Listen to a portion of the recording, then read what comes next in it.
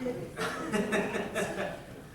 want to welcome everybody here this morning to Rehoboth. We got a small group this morning, I think.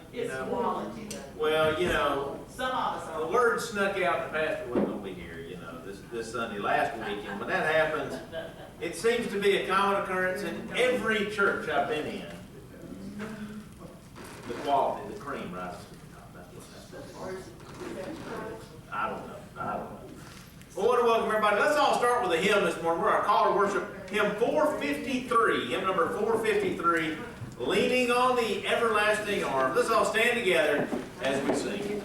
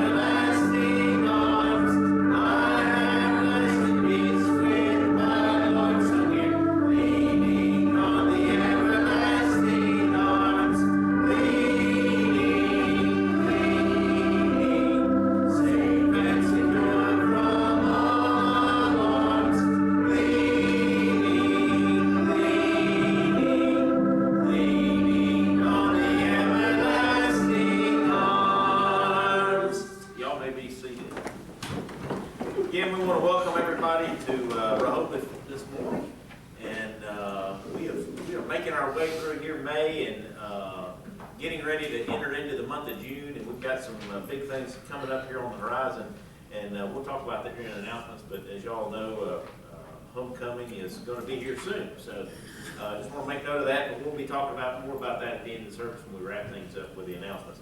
Just want to take a time here. Do we have any prayer requests this morning? Do we have any prayer requests? Anybody we need to lift up in prayer this morning? Anybody? Choir? Yes? My daughter's having surgery on Wednesday. Okay, all right. We'll definitely remember that. Any others? Ron Pace. He is waiting on a kidney. He's on a kidney transplant. All right. So just be in prayer for him if that comes through. All right. We'll definitely keep that in mind as well as we pray. Any other prayer requests?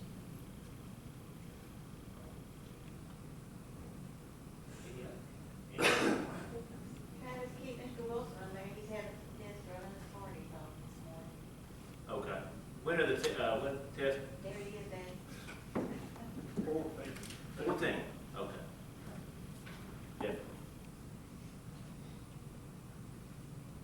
And just I guess a praise is, you know, my father he has dealt with a bunch of issues that they tried to figure out, and they they kind of believe it may have been related to, you know, I don't know if y'all heard of long COVID, which sort of drags out, and they believe a lot of his conditions he's had this just awful cough for several months now. And I mean, because he had COVID, good grief, it's been, a year and a half ago. And he's just been dealing with issues from that over and over, but he seems to be turning the corner finally after seeing a zillion doctors and been trying some different things. And so it's good to see him. He could hardly get through a conversation without just going into coughing fits. So thankful that he's getting some resolution. Anybody else? All right, if not, let's go to the Lord in prayer. Lord God, we've Got several prayer requests. We have praises, Lord. We've lifted these names up this morning, Lord. I pray for each of these individuals, Lord, that your Spirit is upon them.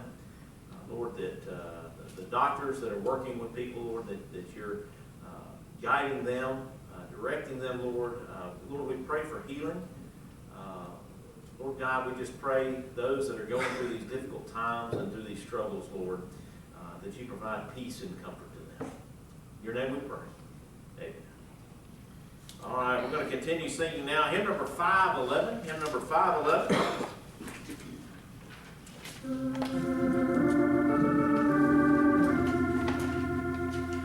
My hope is built on nothing less than Jesus' blood and righteousness.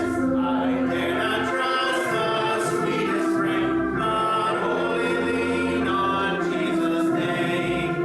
On Christ the solid rock I stand. All other ground is sinking sand. All other ground is sinking sand. When darkness seems to hide his face, I rest on his unchanging grace. In every high and stormy gale, my anchor holds within the veil. On Christ the solid rock I stand. All other ground is sinking sand. All other ground is sinking sand. His oath is covenant, his blood, so wash me in the whelming flood. When all around my soul gets flame, he is all my hope and stay. On Christ the solid rock I stand. All other ground is sinking sand. All other ground is sinking sand. When he shall with trumpet sound, rest in his righteousness alone, faultless and stand before the throne. On Christ the solid rock I stand. All other ground is sinking sand. All other ground is sinking sand. Now, if you'll turn back several pages to 429, 429, we're going to sing Sweet Hour of Prayer, hymn 429.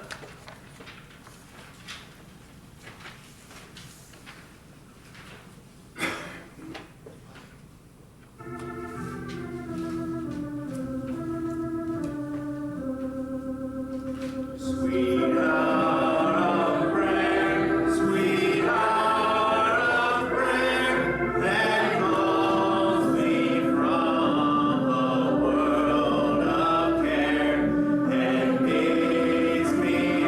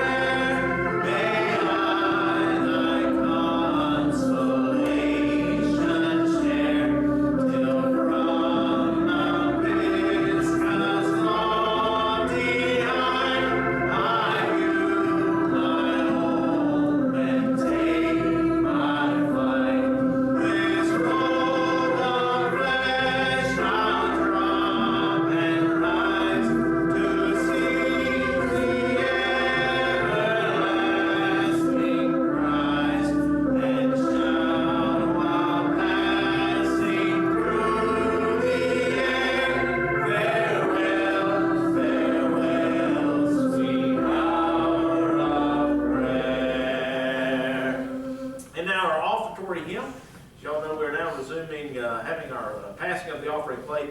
We are going to do that this morning, and our offertory hymn is hymn number 606, The Way of the Cross Leads Home. Let's all stand together for this one as we sing. Hymn number 606, The Way of the Cross Leads Home.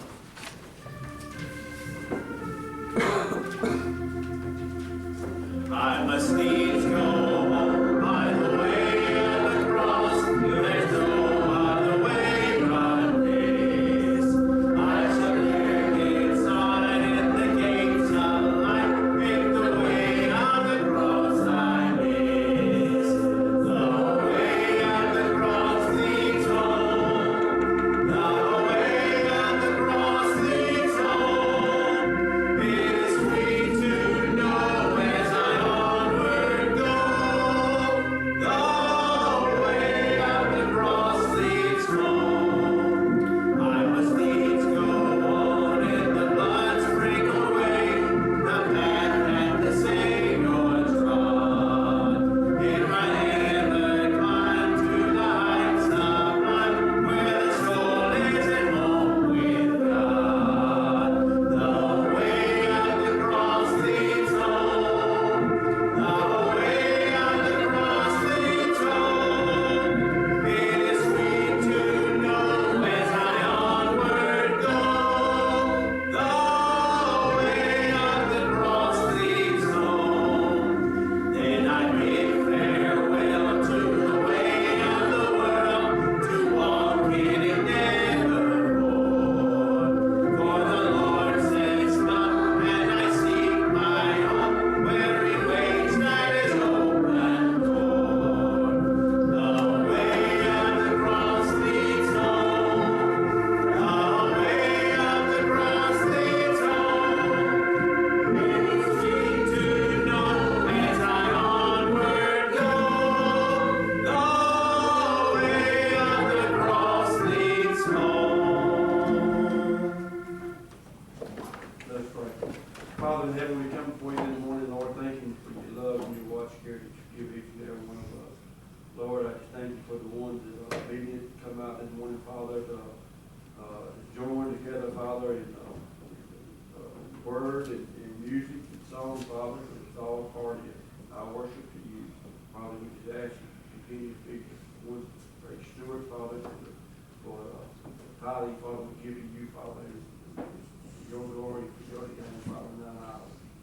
Go with each and every one of us, guide us, guard us, direct us, keep us in your will. In Christ's name I pray.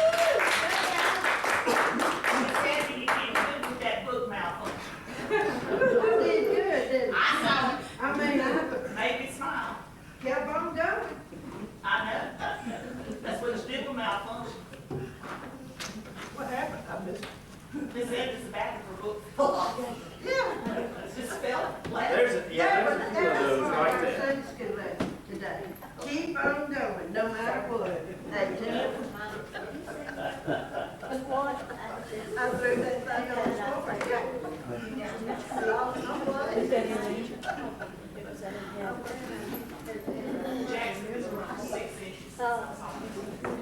Yes, I know this.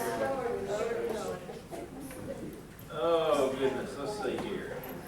Get this going. This morning, y'all got me. Brother TJ had somebody and it kind of fell through, and so I'm going to fill in this morning, and we'll get out of here pretty early. Mine showed up. Yeah.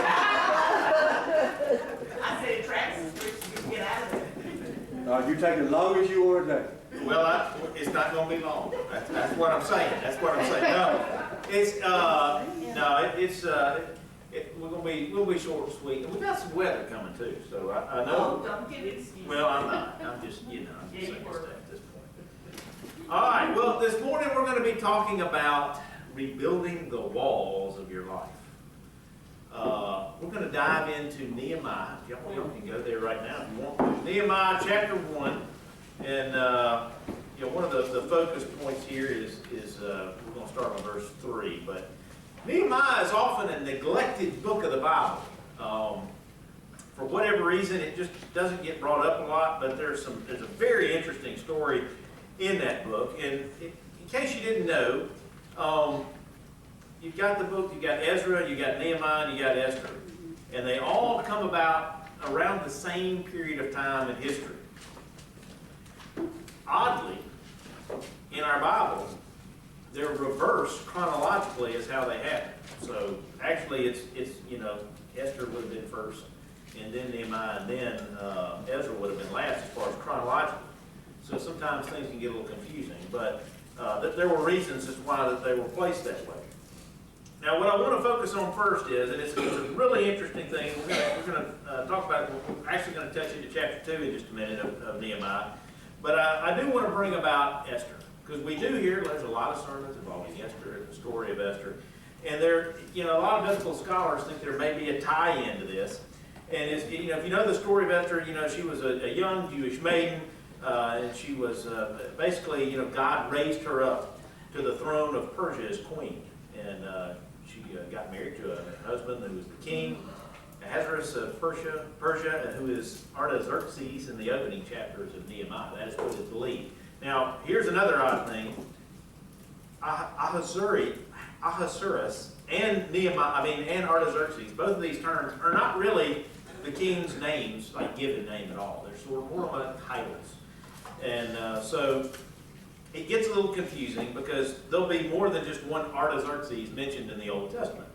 These are actually just really titles. Like, for example, Artaxerxes means the great king, and Ahasuerus means the venerable father. Again, these are not, given names. These are just titles that were sort of given to the king. All right. So what I want to focus on here, just keep in mind, just put that in the back of your head, this whole thing about Esther, because there's just an interesting piece that falls together, and we're going to get to that in just a little bit. But let's start with Nehemiah, chapter 1. We're going to start at verse 3. It says, "They said to me, 'Things are not going well for those who return to the province of Judah. They are in great trouble and disgrace. The wall of Jerusalem has been torn down, and the gates have been destroyed by fire.'" This is verse 3. We'll stop here for a minute. This is a big statement. And Nehemiah is just now learning of this, that the wall of Jerusalem has been torn down. It's been crumbled. The gates have been destroyed by fire. This is big. And I can't state that enough. For the Jewish people, this is absolute catastrophe. In similar ways, we also go through catastrophes in our life. I can remember well, 1979, early memories. I was a young child. Oh, shit. It would, I was. And I remember what would be my first catastrophe. Go ahead, Lanny. 1979. It happened over Easter. The great flood that we had in Jackson, Mississippi. That there is the dam. As you can see, the water was pretty much the same height on each, the water level was the same on the reservoir side as it was the Pearl River. That's the dam. And it was an unprecedented situation. The amount of rain that we had up north of the river, they're just the things weren't put in place to help prevent a massive flood from happening. Now, they've done a few things since then to help prevent this from happening, but this was terrifying. I mean, if you've ever been across the dam, and I know most of y'all have, you know what it looks like. And to see this just completely covered in water was quite a sight to see. Go ahead to the next slide. This is the city. This is what it looked like in Jackson. That's all water. You can see the planetarium down there at the bottom of the screen. You can see at the top of the screen the Coliseum. That's downtown Jackson. Completely flooded. They had water over the interstate. They had to close the interstate because the interstate, especially there at the waterworks curve. There's another picture there. The Coliseum. All water. If you've been to the fairgrounds, that's not where you want to be in this flood of 79. I believe they had 3 feet of water in the Coliseum. I couldn't find it. I've seen a picture before. Somebody took a picture of the inside of the Coliseum. It was just so weird to see just water like a giant swimming pool. But the biggest part of this, you can see some of the interstate up there at the top of the screen is underwater there. You can see that's I-55 north going across. Go ahead and go to that next slide, Lanny. This was around not too far from where I lived. North Jackson, I lived off of Old Canton Road over near the old Colonial Heights Church, if you know where that is. I grew up there, went to McLeod Elementary, and that complete area was a massive flood zone. And we experienced, as a family, catastrophe. I can remember my sister and I, as we observed, the water came up so quick. And my dad tells the story of, trying to find a U-Haul truck, and you can only imagine everybody was trying to find a U-Haul truck. And so they were completely booked up. He managed to get a truck somehow, and we got everything loaded that we could as far as what we could fit. We couldn't fit everything, and I can remember they put stuff, my parents were just putting stuff as high as they could, because we didn't know how high the water, we knew the water was going to come in. We'd been told, the water's coming in, it's going to be here. And we tried to, I know they put some stuff in the attic and that kind of stuff. A friend of mine, they had water like that in their house, all the way up to the rooftops, everything destroyed. As y'all know, water is such a destructive force, even if it's just sitting there. Gets into the walls, any sort of drywall is just gone. I mean, it's no good. You're going to have mildew, all sorts of stuff. And it was a scary situation. What do you do? What do you do when the walls of your life are collapsing down? This is what was happening to us. Where are we going to go? What are we going to do? Now, luckily, we had insurance. So my dad, they had good insurance, but we had good friends that took us in. We actually lived with another family that was in another area of town. And, but I mean, this was months. This isn't just a, all right, the flood's gone, we go back home. This was, our house is destroyed, and now it's got to be rebuilt. Let's go to the next slide, Laney. I added this slide in here too. I meant to already show this one, but this is a perfect example. The boats. I still have that envisioned in my mind. People trying to get people out in those boats because the water just came up so quick. All right, we can go to the next slide. Now this is Katrina. People on the coast experienced this. Absolute destruction. You go to the next slide, Lanny. Let's just keep moving on. Another picture from down on the coast. What if you live down there? What's going through your mind right here? If this is the street you live on, and it's just completely annihilated. Let that process through your mind just a minute. Next slide. What about these folks down in New Orleans during Katrina? They were trying to just escape to get somewhere. They went to the Superdome. I still remember hearing a story about a couple who had gone to New Orleans. They were from another country. They had come to New Orleans for their honeymoon. They ended up there for several days, weeks. That was their honeymoon. What do you do when everything's falling in and collapsing? Let's go to the next slide, Lanny. It's not just the physical around, right? It's not just your home, the place you live. It's things going on in your life as well. Maybe it's your job. Maybe it's falling apart. Maybe your family is falling apart. Maybe there's death in your family that completely changes the dynamics and the structure of your existence. I mean, there's so many families that lose a mother, lose a father. What do you do? How do you pick up out of that? This is what had happened with Nehemiah. He's discovered that Jerusalem is in shambles. He discovers the wall has been destroyed. And it's time that he has to come up with a plan. So let's continue on here. We're in verse 3. We've just made it through there. He discovered what has happened. He said, when I heard this, I sat down and wept. In fact, for days I mourned, fasted, and prayed to the God of heaven. Nehemiah's first thought was prayer. But he did mourn. He saw what was wrong. He saw the issues. And the first thing I want to focus on is that you will never rebuild the walls of your life until you first become greatly concerned about the ruins. That's the first step. If it doesn't bother you, if you don't realize what has happened, and it's not something that you're concerned with, and you're not feeling it in your soul, you're probably not going to do anything about it. And this can go into all sorts of parts of your life, personal, maybe those demons in your life that affect you. Until you realize the ruins that that has created, you're not going to be able to take that first step. Have you ever taken a good look at the ruins of your life? In those bad times. Have you ever stopped long enough to assess what you could be under God compared to what you are right now? Have you ever looked at the possibilities that God gave you in your life and seen how far you may have deviated from your potential? Sometimes God sort of has things happen to us, lets things happen to us to get us back on path, right? I mean, it's happened.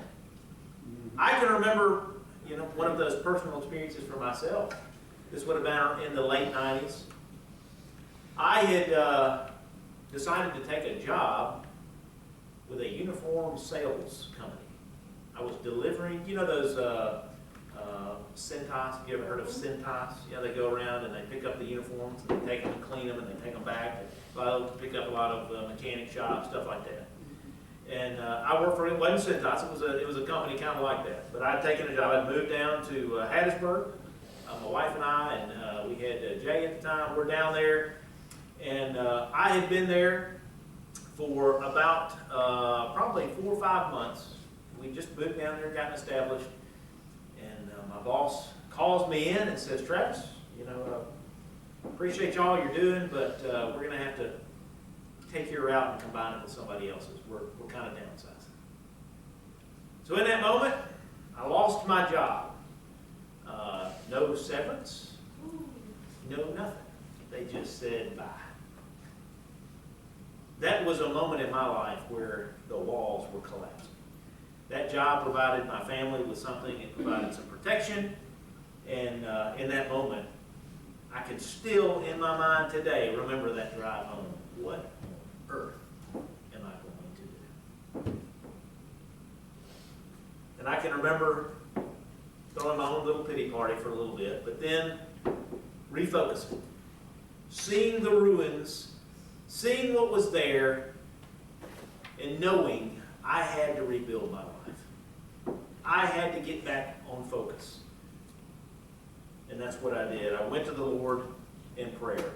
And that brings us to that second point I want to talk on, and that is confession.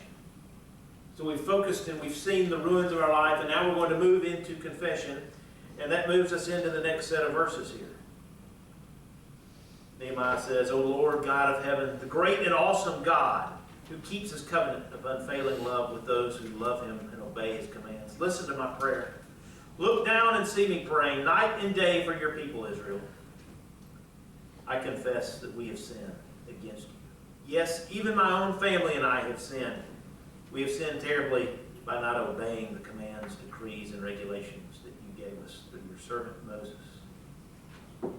Please remember what you told your servant Moses. If you are unfaithful to me, I will scatter you among the nations. But if you return to me and obey my commands and live by them, then even if you are exiled to the ends of the earth, I will bring you back to my place I have chosen for my name to be on. No matter what we've done, he's willing to bring us back. I was fighting the call to go into ministry. I was trying to avoid that. I wasn't ready for that route. I didn't think I was anyway, but God said, yes, that's what you're going to do. So then I began rebuilding my life. I came up with a plan. I prayed about it. I said, God, help guide me through this. And slowly and surely, God began to unfold a plan for my life. It wasn't easy. It had its hard, difficult road, and it was not an easy path by any means, but there was always purpose in it. And I understood that. And I'll say, I had to take a temp job. Kenny and I both took temp jobs after that whole experience. We had to help assemble a Michael's store. It was crazy. But not long after that, I found actually 3 jobs that I was doing all at one time. You got to do what you got to do sometimes. And that's what I did. All right, so that brings us to the next step. We've got confession, but now third is followed immediately by commitment. By commitment. And we've seen this with Nehemiah here, specifically in verse 11.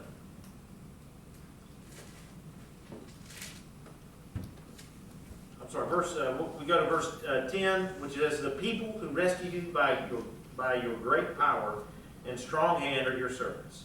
O Lord, please hear my prayer. Listen to the prayers of those of us who delight in honoring you. Please grant me success today by making the king favorable to me. Put it into his heart to be kind to me." So here we have it. A man out of his own concern, Nehemiah, after the confession of his heart, he commits himself to a project. He asks God to begin moving in the king's heart. And now we see through his concern, through his confession, and now through his commitment to action, he asks God to also act on his behalf. And this is where things get interesting. If we turn to chapter 2, you'll see in verse 6 an interesting note. Nehemiah has presented his case to the king, and the king with the queen sitting beside him. Interesting that they note that. And a lot of scholars do believe that this is Esther that is referred to. Because you don't often hear, anytime the king is mentioned, and throughout Scripture, you don't hear the queen mentioned too. But here it is, interestingly added in. The king with the queen sitting beside him asked, "How long will you be gone? When will you return?" After I told him how long I would be gone, the king agreed to my request. I have no doubt in my mind that God used Esther to reach the king, to communicate with Nehemiah, to make this happen. The plan began to come into place, and God saw it from the beginning. Now if we go to our final step here, the program of reconstruction, the last portion is courage. Courage. If we look at chapter 2 and we skip down to verse 9, "When I came to the governors of the province west of the Euphrates River, I delivered the king's letters to them. The king, I should add, had sent along army officers and horsemen to protect me. But when Sanballat, the Horonite, and Tobiah, the Ammonite official, heard of my arrival, they were very displeased that someone had come to help the people of Israel. We're going to find that not everyone wants us to succeed. Even after we have recentered our life with Christ, when we rise to the occasion, you can count on Satan knowing he's going to try to do the same to counteract everything that's going on. And this is what's going on with Nehemiah. He's got a plan. He's asked God for help. God is with him, but he immediately faces people who do not want this to happen. As we look through Nehemiah in the next few verses, slips out during the night. It's a very interesting comment here. We look at verse 11. It says, "So I arrived in Jerusalem 3 days later. I slipped out during the night, taking only a few others with me. I had not told anyone about the plans God had put in my heart for Jerusalem. We took no pack animals with us except the donkey I was riding. After dark, I went through the valley gate, past the jackal's well, and over to the dung gate to inspect the broken walls and burned gates. Then I went to the fountain gate and to the king's pool, but my donkey couldn't get through the rubble. So though it was still dark, I went up the Kidron Valley instead, inspecting the wall before I turned back and entered again at the valley gate. The city officials did not know I'd been out there, or what I was doing, for I had not yet said anything to anyone about my plans. I had not yet spoken to the Jewish leaders, the priests, the nobles, the officials, or anyone else in the administration. But now I said to them, you know very well what trouble we are in. Jerusalem lies in ruins, and its gates have been destroyed by fire. Let us rebuild the wall of Jerusalem and end this disgrace." Then I told them about how the gracious hand of God had been on me and about my conversation with the king. They replied at once, "Yes, let's rebuild the wall." Here we have in verse 19, "What are you doing?" they say. "Rebelling against the king?" they asked. Immediately, Satan is trying to rise up and block what's happening. Ultimately, in the chapter 4, we get to hear the story of how it all comes together. Nehemiah just didn't go in and just start rebuilding, just going in a flurry and just rebuilding everything. He went through and he developed a plan and he thought through what needed to be done. He prayed to God for guidance. And that's how we should act as well in our trials and our tribulations. When the walls have collapsed in, we need to develop a plan with the guidance of God. And that's what he did. And almost miraculously, towards the end of this whole endeavor, the wall does get rebuilt. It's quite a story. In 52 days, I believe it is, chapter 6 is where this wraps, and you can see it in verse 15 and 16 if you want to see. It says, "The wall was finished just 52 days after we had begun. When our enemies and the surrounding nations heard about it, they were frightened and humiliated. They realized this work had been done with the help of our God."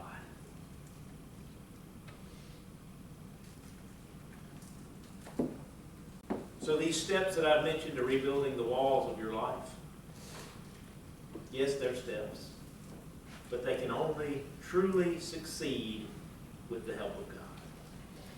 Without Him guiding and directing that whole process and us following, we will fail.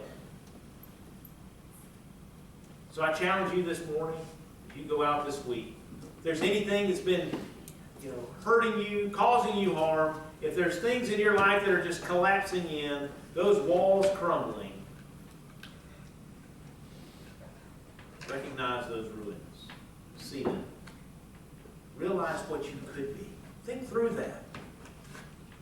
Confess and commit.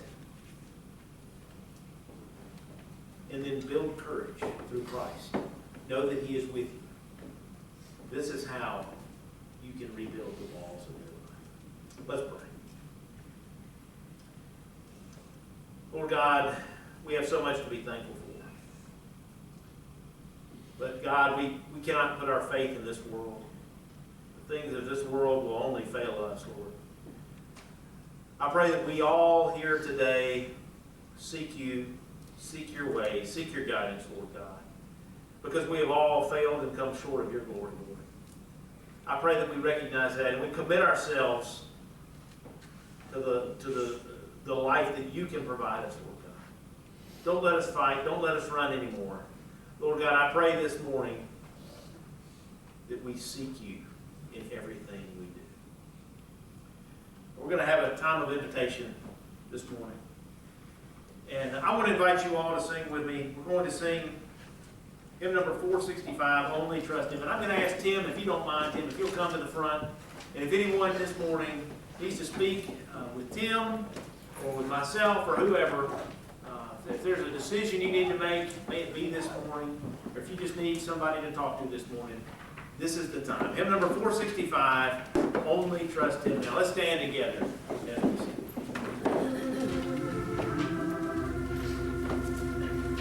Okay.